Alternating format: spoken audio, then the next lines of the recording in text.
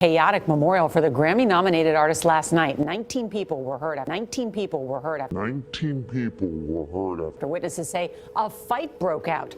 The sound of shattered glass apparently led to a stampede. Hundreds of people had gathered outside Hussle's store where he was gunned down Sunday. A lot of people don't know, but you're actually reaching, you know. Can you talk about you actually have the I Love Every tour going on, you have all these different things that you're doing on that side. Have you ever been, and if so, like, what was your experience like? Yeah, I have been back to Africa when I was 19, actually when I was 18. I had my 19th birthday out there, and that was my first time back home.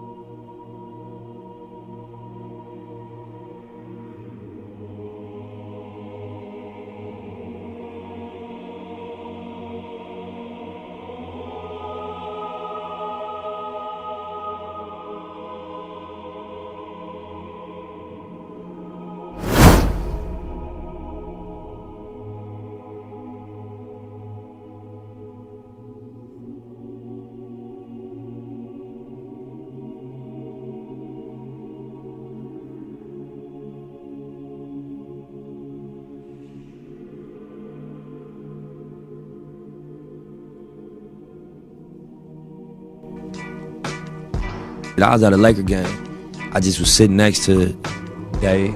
I never met him.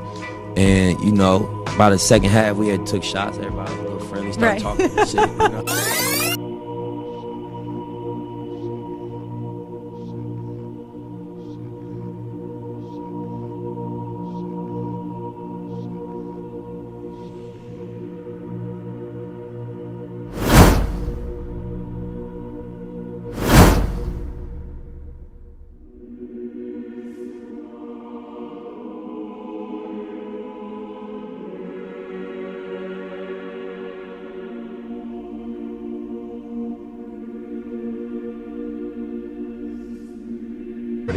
In the new Netflix series, Rhythm and Flow, some of the biggest names in hip-hop travel across the country in hopes of finding the next rap superstar. In one episode, T.I. recruits the late rapper Nipsey Hussle to help him scout out local talent. Yeah, the premiere episode of Rhythm and Flow features a guest appearance by the West Coast rapper who was shot and killed on March 31st.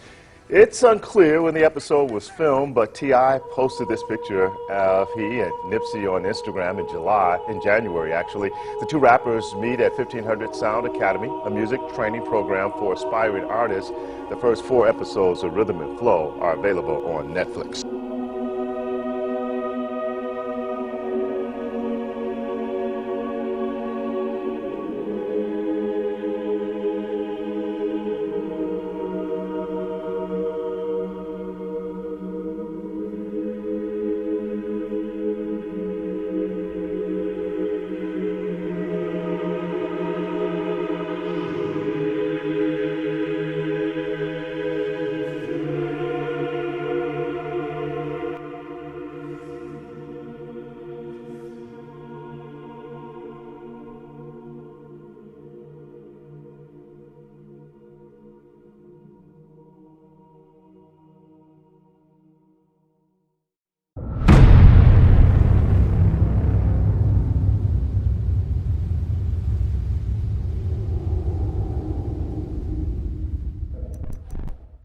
Big Boy's Neighborhood. Ladies and gentlemen, he's back in the neighborhood. Hey. Nipsey Hussle, man. Hey, what up? Congratulations on the birth date. Yeah, the birthday. On the birth of Victory Lab. Thank you. It was a hella campaign getting here, boy. Yeah, man. Long time coming. Long time coming. Long time coming. When you came up with the concept of selling your mixtape for $100, I said I got it from the beginning. Why not?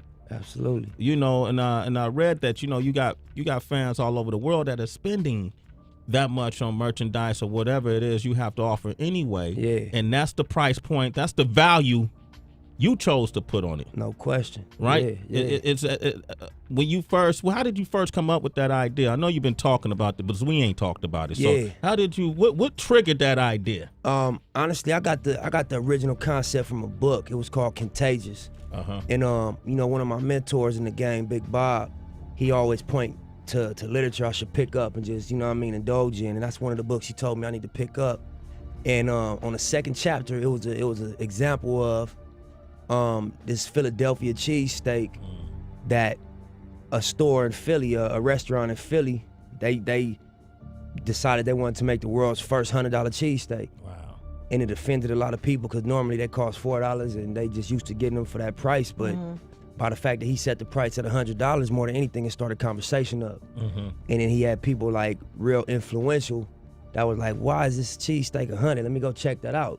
And he ended up on Oprah, he ended up on David Letterman, and I just got the concept from that. Sexy African? Is she Caucasian? No, I'm African for real. He's from My Africa. dad was born in Africa for real. Oh, okay. Yeah. I'm just like, He what? ain't a what fake is- African Nah, like y'all. like- He a real African. I'm a real African. I No mean, question. it goes back, but Yeah, I gotta yeah. claim mine. That's right, yeah. Nah, but that's valid. She said it right. My pops was born in Eritrea and, you know, didn't come out to America till he was like 19. He was like 19. Like 19, so. Okay. Obviously marinate with people for a minute. You should definitely let it breathe. But then what's after that? The album, you know, the album is gonna be the third installment in the marathon series. It's called Victory Lap. And I think the title is in perfect context, just with what went on with the Crenshaw release and everything. I've been working on Victory Lap for the last year and a half, you know. And I did more records than I've ever done for any of my projects. I just really wanted to like take my craft to the next level. And I was figuring out how I was gonna put it out. We was sitting with major labels, sitting with indie distributors, and we was trying to figure out what business model we was gonna follow, you know? And so I just stuck with my gut, and we ended up, you know, not doing any of the deals. And I was just like, man, I'm gonna just focus on the music, and I'm gonna just see what presents itself and just trust that it's gonna end up all right. You know, I had a talk with Lior, and one of the Music mogul. him and Todd, you know, Todd Moskowitz. And one of the pieces of advice Lior gave me, he was just like, what's wrong with the record industry is the good records. And people don't know the difference between the good and the great records. He was like, it's easy to tell a garbage record. It's easy to tell a great record, but the good records is confusing. And so I took that and I listened to my playlist, and I felt like I had like 9 great records on my album. I had like a 22-song playlist at first, but I felt like I had 9 great records. So I slimmed it down, and I kept recording for the album with that in mind. And so yeah, that's the next move. It's gonna be Victory Lap. Yeah, the first single called Rap Niggas, and it's, you know, coming top of the year.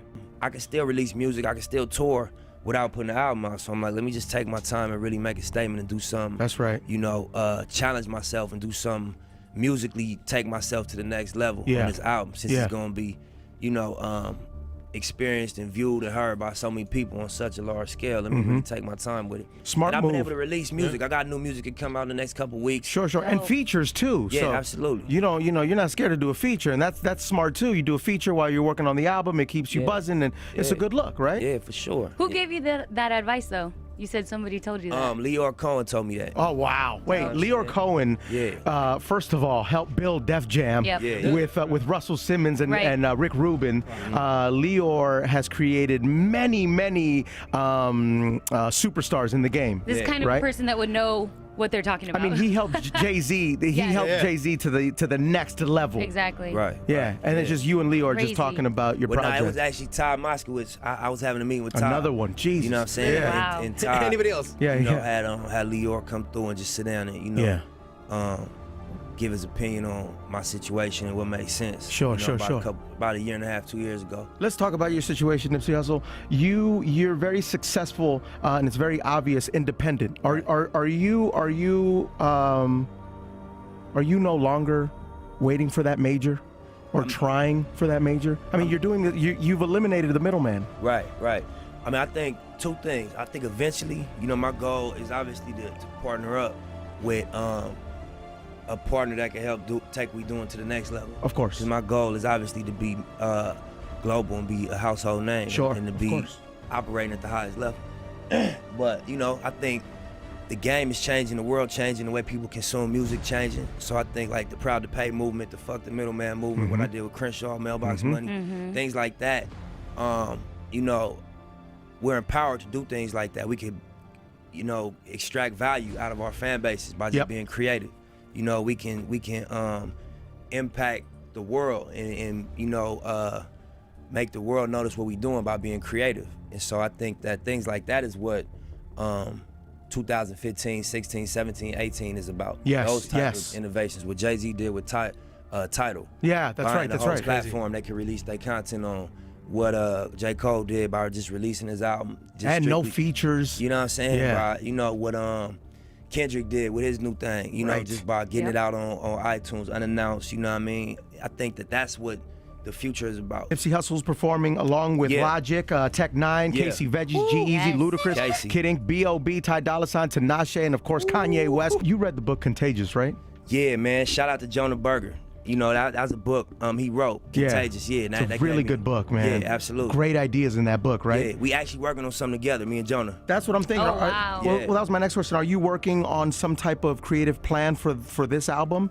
Most definitely. You know how you did the Proud to Pay $100 and all that, Most definitely. You know, even like you know, some people I've been talking to just far as like I was saying partnerships that we gonna look into making for the release of the album. Everybody I was talking to just been like, you know, we're gonna rely on you for marketing if we do a situation. Just because you proven like you know what you're doing, at least with your shit, you know how to, you know, pitch it. So we definitely got a creative outside the box rollout for the project. I can't wait to see the plan. Now it's like Be people bigger. know that you're gonna do something crazy, that you're gonna put out your music a different way. Now I've really just been working, man, for the last, you know, like hearing some change. I've been in the studio cooking up this new project. You got a title for it yet? Yeah, it's called Victory Lap. It's the third installment to my mixtape series, The Marathon. So it's the last one, it's called Victory Lap. From 2010 to right now, it was like, you know, rebuilding my situation, my foundation, my fan base, you know what I mean? Planting my flag in the game, you know what I mean? Establishing my lane, establishing my company. And, you know, as everybody say nowadays, just building brands and figuring it out, you know what I'm saying? And so I think, you know, we've done that, you know what I mean? So now it's time to take it to the next level. Okay, so I like that. So you really just took niggas on the move, but now you taking them on the victory lap where you just running around holding the flag, Waving you know, the letting flag. motherfuckers know what it is. They wouldn't already did that. Yeah, waving the flag, waving the flag. Nike is the goddess of victory in Greek mythology. Most successes of Athena would be justified by the fact that the goddess Nike was always by her side. In Roman mythology, the goddess Nike is known by the name of Victoria. She was worshipped by soldiers of the Roman legions, who begged for her in the battlefields. Her popularity was so vast that a statue of the goddess of victory had a prominent spot in the Roman Senate. When Rome adopted Christianity, the goddess of victory started to be worshipped as an angelic figure.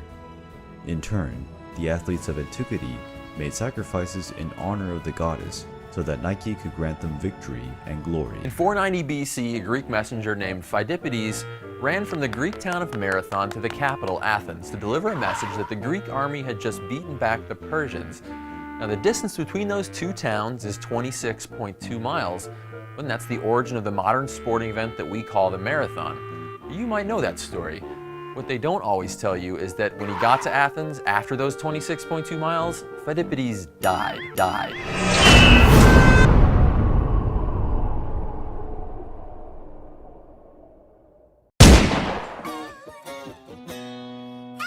Look. Yeah, we too entertained, can't separate the real from the fake. Women self-esteem determined by their body, your face.